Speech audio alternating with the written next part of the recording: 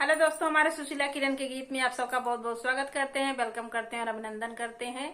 आज आप लोगों को एक बहुत मजेदार चुटकुला नाच गीत सुनाने जा रहे हैं। आप लोग फुलवाच करके जरूर सुनिएगा। सुशीला किरण के गीत चैनल को ज्यादा से ज्यादा सपोर्ट कीजिए। बहुत मजाकिया है चुटकुला नाच गीत है। आप लोग को सुनेंगे तो हंसेंगे भी और सुनेंगे भी। हम बहुत मजाकिया है। और अगर गीत पसंद आएगा तो कमेंट करके जरूर बताइएगा। आप लोग कमेंट नहीं करते हैं। अभी छोटा चैनल है, आप लोग ज्यादा से ज्यादा सपोर्ट कीजिए। अपना प्यार दुलार आशीर्वाद भर भर के दीजिए। अगर थोड़ा देंगे तो काम नहीं चलेगा।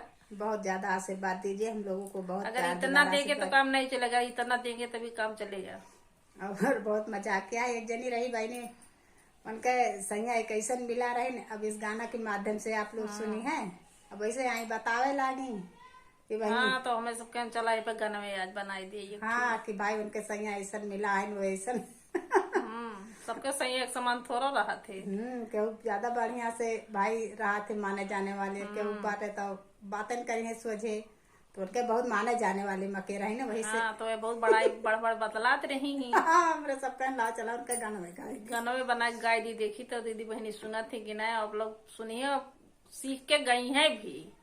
बहुत मजेदार गीत बा जो सीख के गई है। अगर हम लोगों का चैनल का अगर गीत कोई गाता है तो बहुत अच्छा लगता है सुनने में। आज मैंने देखा एक गाना, क्या नाम था इस चैनल का, छोटा चैनल था, वो गाई थी। मैंने कहा देखो कितना अच्छा है वो बहुत अच्छे से गाई। जैसे हम लोग भी गाए थे लेकिन वो भी अपने तरीके से बहुत अच्छे से गाई थी। सुन के बहुत अच्छा लगता है जब हम लोग अपना गाना किसी चैनल पे सुनते हैं। आप लोग कहीं भी गाइए, जरूर सीख के गाइए। बहुत मजाकिया गाना है। आप लोग कमेंट करना ना भूलिएगा। जरूर बताइएगा कि गाना आप लोगों को कैसा लगा। और अगर नए जुड़ेंगे तो चैनल को सब्सक्राइब जरूर करेंगे। आइए सुनाते हैं। सैया मिलल दिलदार यार का करी। सैया मिलल दिलदार यार का करी। सैया मिलल दिलदार यार का करी। सैया मिलल दिलदार यार का करी।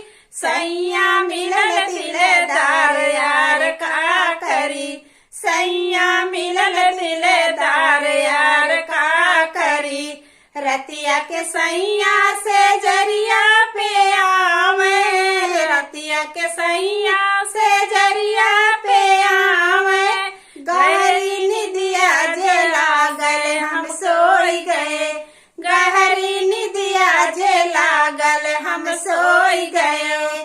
सैया मिलल दिलदार यार का करी। सैया मिलल दिलदार यार का करी। खोदी खादी सैया हमका जगावे। खोदी खादी सैया हमका जगावे।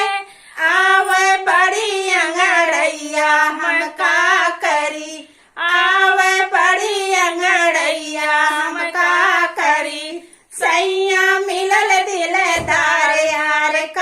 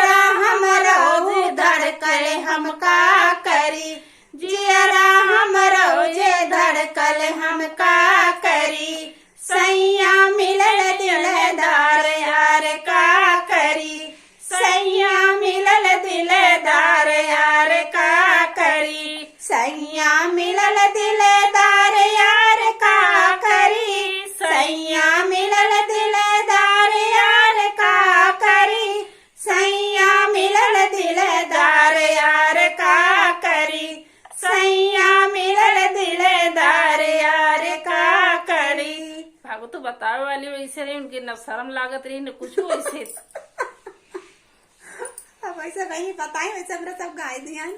आप लोग कमेंट के माध्यम से जरूर बताइए ये मजाकिया चुटकुला नाच गीत आप लोगों को कैसा लगा। कमेंट करके जरूर बताइए। और सब तो बहनी गौ न करी है, न मने के भागा जवन बाटी बस की इतनी बड़ाई करती है कि अगर गीत पसंद आए तो कमेंट करके जरूर बताइए। फिर मिलेंगे आपको अगले गाने में, तब तक के लिए धन्यवाद।